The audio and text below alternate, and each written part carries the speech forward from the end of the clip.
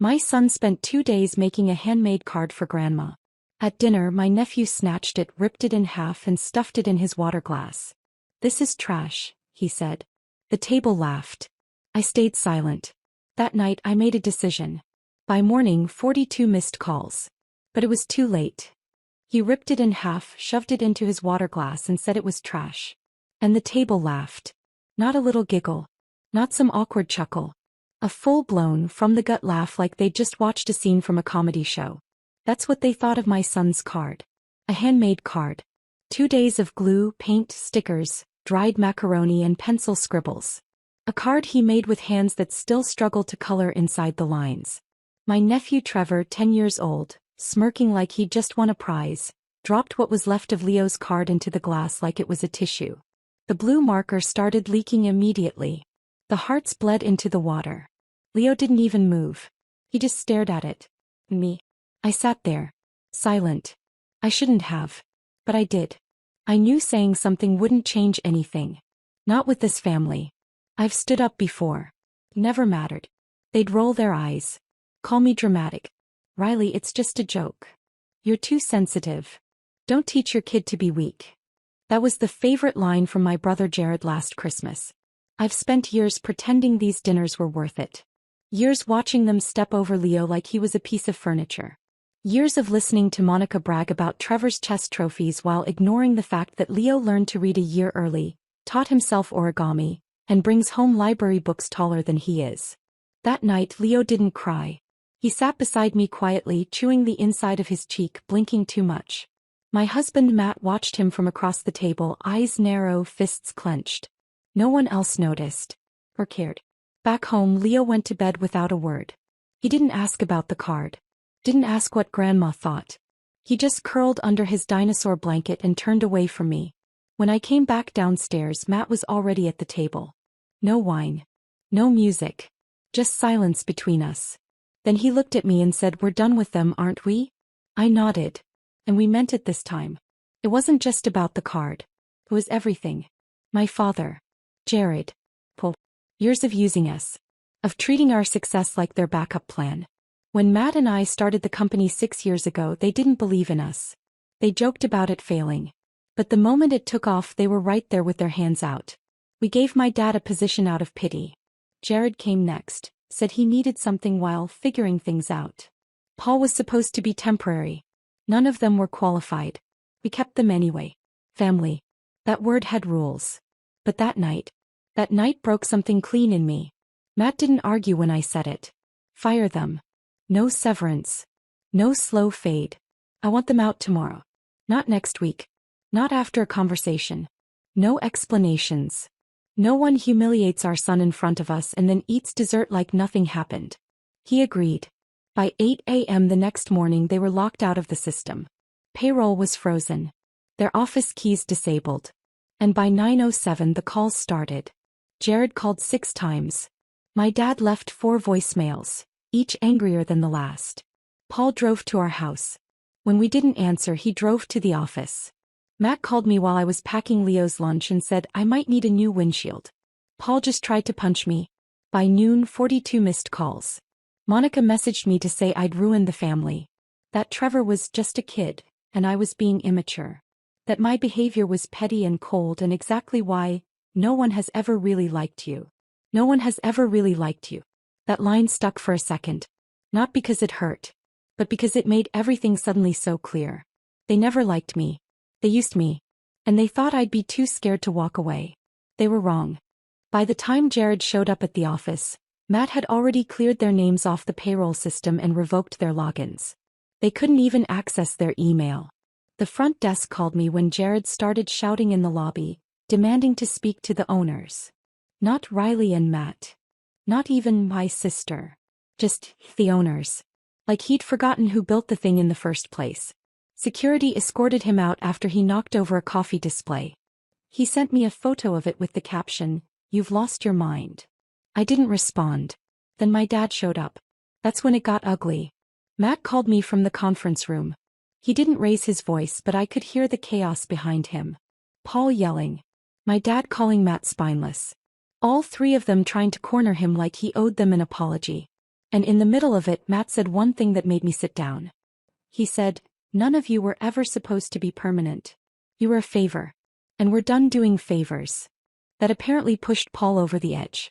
He threw a chair at the wall, not at Matt, but close enough that it left a dent. By 2 p.m. the police were involved. Not for arrests, just to keep the peace while they were escorted out for good. I didn't go down there. I didn't want them to see my face. I wanted the last thing they remembered about this business to be how easily we erased them. I watched it all unfold from my laptop at home. Leo was building something with his Legos beside me, totally unaware of the silent detonation going off around our family. Every time my phone buzzed, I silenced it. There was no use reading the messages. They were just noise. By evening, my mother finally called. Not to ask how Leo was. Not to ask what had happened at the office. Just to say she hoped I was proud of myself for breaking up the family. I told her the family broke itself. And I meant it. They thought they could humiliate my son in front of me and we'd just brush it off like always. That I'd sweep it under the rug for the sake of keeping the peace. But there's a point where you stop sweeping and start building a new floor.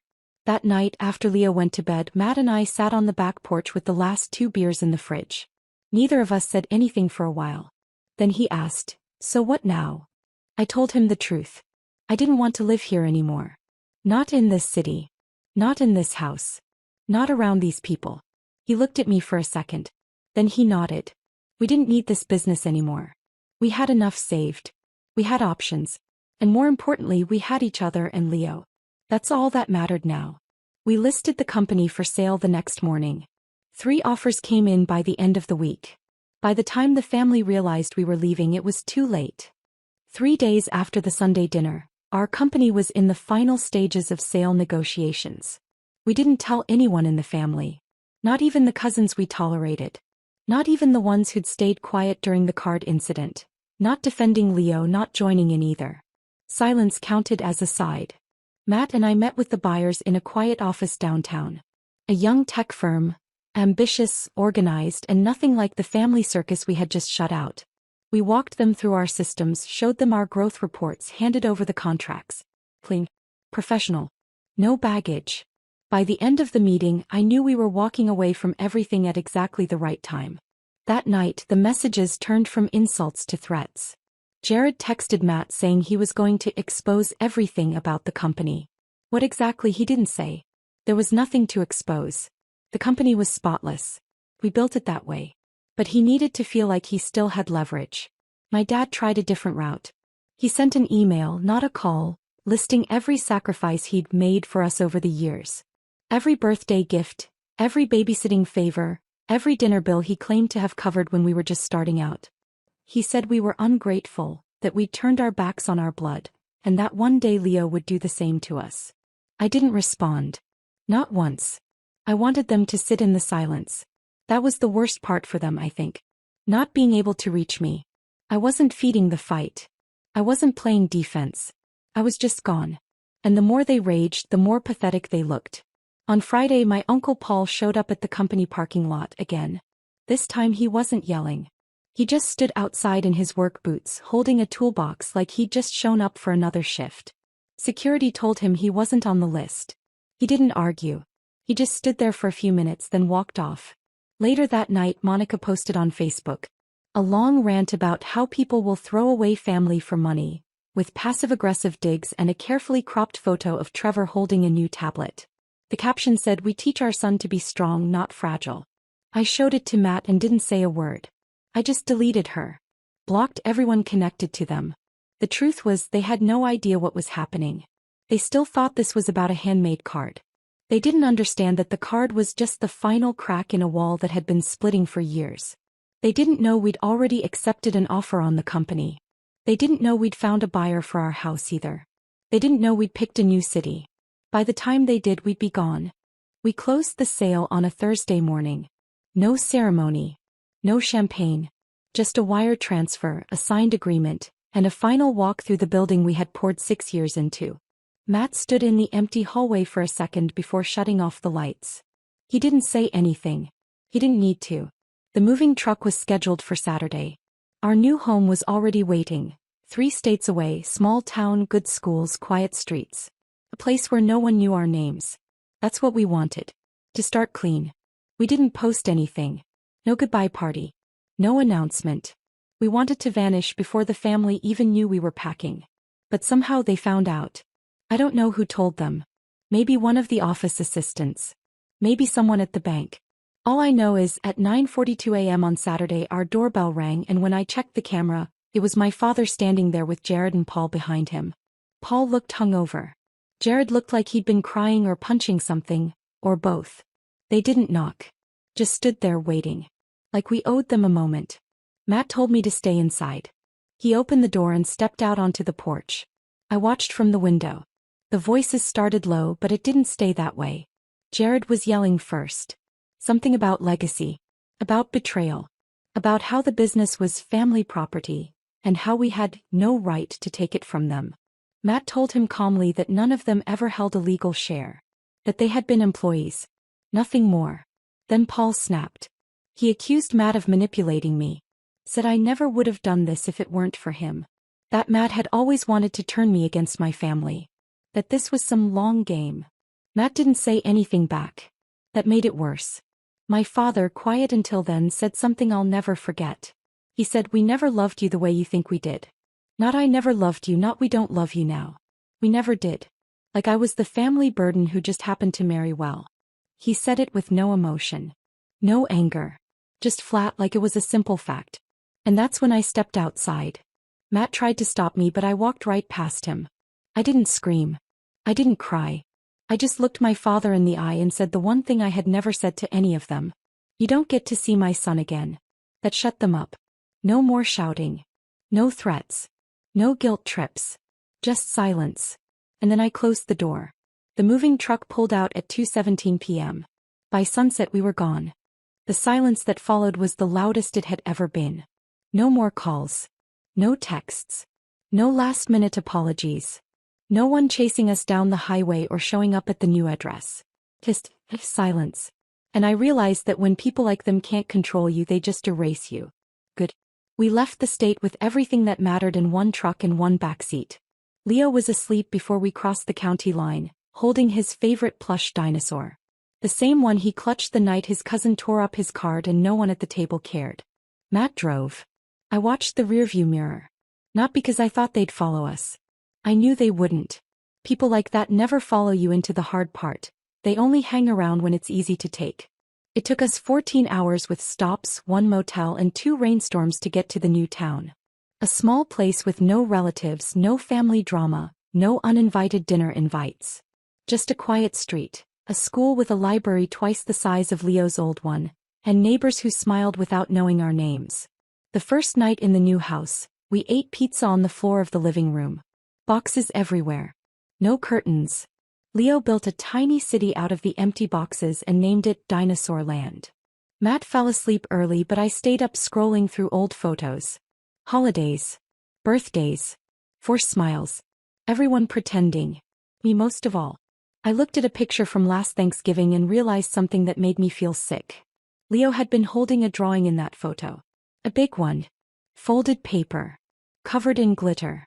And I remembered he'd made that for Grandma too. I had forgotten. But he hadn't. She never took it home. She left it under the table.